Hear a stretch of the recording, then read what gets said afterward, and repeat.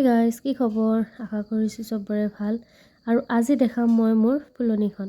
Guys, মোৰ ফুলনিৰ গোলাপজোপা চাওকচোন কিমান ধুনীয়াকৈ ফুলি আছে। আৰু এনেকৈ ফুলা টিপছটো মই আজি আপোনালোকক দি আছোঁ।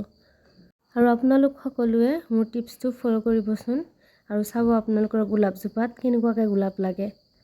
গাইজ, মোৰ এই গোলাপজোপাত বহুত ফুল লাগিছিলে, কিন্তু ফুলবোৰ মৰহি গ'ল। সেয়েহে গাইজ অলপ কম দেখিছে, কিন্তু কলি চাওকচোন কিমান আছে। গাইজ, আজি মোৰ গছজোপাৰ ইমান কলি কেনেকৈ আহিলে আৰু ইমান ফুল কেনেকৈ ফুলিলে তাৰে টিপছটো আপোনালোকক দি আছোঁ মই এতিয়া।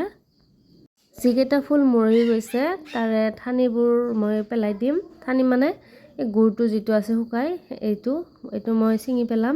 গাইজ, এনেকৈ ছিঙি পেলাম আৰু যিবিলাক আছে মৰহি যোৱা গোটেইখিনি মই এনেকৈ ছিঙি পেলাম। আৰু এটা ছিঙোতে মোৰ আৰু এটা মৰহি গ'ল, সেইটোও মই এনেকৈ ছিঙি ল'ম। আৰু যদি হাতেৰে ছিঙিব নোৱাৰে আপোনালোকে কেঁচিৰ সহায় ল'ব পাৰে।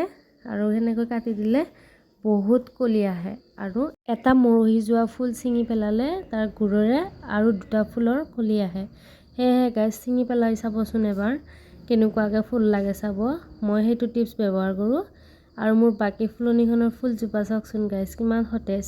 আৰু মই এইবিলাক বহুত ভাল পাওঁ, সেইকাৰণে মই ফুলনিখনৰ লগতে লাগি থাকোঁ। পানী দিয়া, কাটিং কৰা, এনেকৈ গাইজ মই ইয়াৰো আগৰ ঠানিবোৰ কাটি দিছিলোঁ, সেইকাৰণে গুৰতে ফুল লাগিছে। ইমান ডাঙৰ হ'ব দিয়া নাই মই ফুলজোপা।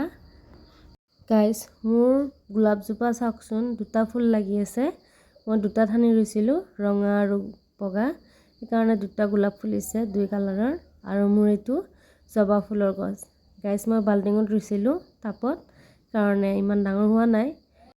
গাইজ, মোৰ ফুলনিখন কেনে লাগিলে কমেণ্ট কৰি জনাবচোন। আপোনালোকক দেখালোঁ। যদিহে মোৰ ফুলনিখন ভাল লাগিছে লাইক, কমেণ্ট, শ্বেয়াৰ এটা কৰি দিব প্লিজ। আৰু মোৰ ভিডিঅ'টো শেষলৈ চোৱাৰ বাবে বহুত বহুত ধন্যবাদ। আজিলৈ ইমানেই। Bye bye.